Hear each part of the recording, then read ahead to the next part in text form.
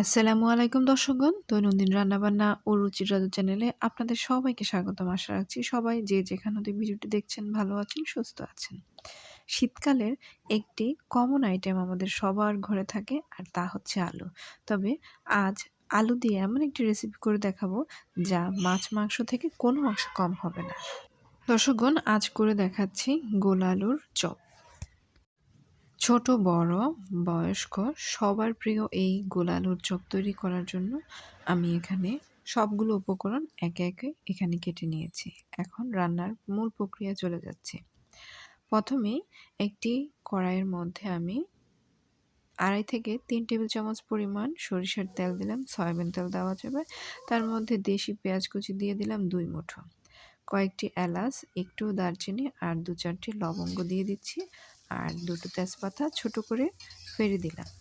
এখন চুলার হিটটা মিডিয়াম টু মিডিয়াম লো হিটে রেখে এই পেঁয়াজগুলোকে একটু হালকা ব্রাউন করে ভেজে নেব। একদম কিন্তু বাদামি করব না, হালকা রং আসা শুরু হলেই এখানে আমি মশলা যোগ করব। এবার চুলার হিটটা কিছুটা কমিয়ে দিচ্ছি, যেহেতু এগুলো মোটামুটি ভাজা হয়ে এসেছে। এখন একে একে সবগুলো মশলার উপকরণ এখানে আমি মিশিয়ে নিচ্ছি। তার জন্য শিলপাটায় সবগুলো মশলা বেটে নিয়েছি। দেশি রসুনটা এখানে 1 টেবিল চামচ পরিমাণ, আদা বাটা দিয়েছি 1.5 টেবিল চামচ পরিমাণ দেশি আদা, আর এখানে 1 চা চামচ মরিচের গুঁড়ো, 1 চা চামচ লবণ আর 1.25 চা চামচের মতো হলুদের গুঁড়ো দিয়ে দিচ্ছি। কোম্পানি ভেদে হলুদ মরিচের পরিমাণটা একটু বেশি কম লাগতে পারে। আর জিরা বাটা দিয়ে দিচ্ছি 1.5 চা চামচ পরিমাণ। এটা যেহেতু গ্রেভি হবে, মাংসের মতো লাগবে খেতে, তাই এতে আদার পরিমাণটা একটু তুলনামূলক বেশি দিতে হবে। সামান্য একটু বাটি ধোয়া পানি দিয়ে দিচ্ছি। পানি দিয়ে মশলাটাকে ভালোভাবে 3-4 মিনিট খুব সুন্দর করে কষিয়ে নিতে হবে এবং কন্টিনিউয়াসলি এটাকে নাড়তে হবে, যাতে করে তলার নিচে লেগে না যায়। যখন এরকম মশলা থেকে তেলটা আলাদা হয়ে আসবে আর ছাড়া ছাড়া হয়ে আসবে, তখন এতে বড় একটা টমেটো, টুকটুকে লাল টমেটো কিউব করে কেটে দিয়ে দিচ্ছি। এতে করে কালারটা আরও বেশি সুন্দর আসবে, গ্রেভিনেস বাড়বে আর কিন্তু দেখতেও খুব চমৎকার হবে। সামান্য আবারও বাটি ধোয়া পানি দিয়ে দিচ্ছি। দিয়ে এখন এই মশলা আর টমেটোটাকে আরও 2 মিনিটের জন্য কষিয়ে নিচ্ছি। ঢাকনাটা দেওয়া যাবে, নাও দিলে সমস্যা হবে না, তবে অবশ্যই কন্টিনিউ নাড়তে হবে আর চুলার আঁচটা খুব বেশি দেওয়া যাবে না। টমেটোটা যখন মোটামুটি ভালোভাবে গলে যাবে, কালারটা খুব সুন্দর হয়ে আসবে, তখন এর মধ্যে ছোট ছোট সাইজের আলু, যে আলুগুলো আছে এগুলো ডায়মন্ড, মাল্টা যে কোনোটা নিলেই হবে। আমি এখানে ডায়মন্ডটা নিয়েছি। আলুগুলো একটু ছোট সাইজের নিয়েছি, লম্বা 1 থেকে 1.5 ইঞ্চি হবে আলুগুলোকে। খোসাটা জাস্ট ছেঁচে নিয়েছি, এখানে কিন্তু উঠানো হয়নি। ভালোভাবে ধুয়ে পরিষ্কার করে এই মশলার মধ্যে 3 থেকে 4 মিনিট কষিয়ে নিতে হবে মিডিয়াম টু মিডিয়াম লো হিটে। অবশ্যই লো রাখতে হবে চুলার আঁচটা একটু, না হয় কিন্তু ফুল হিট দিলে তলা থেকে পুড়ে যাবে।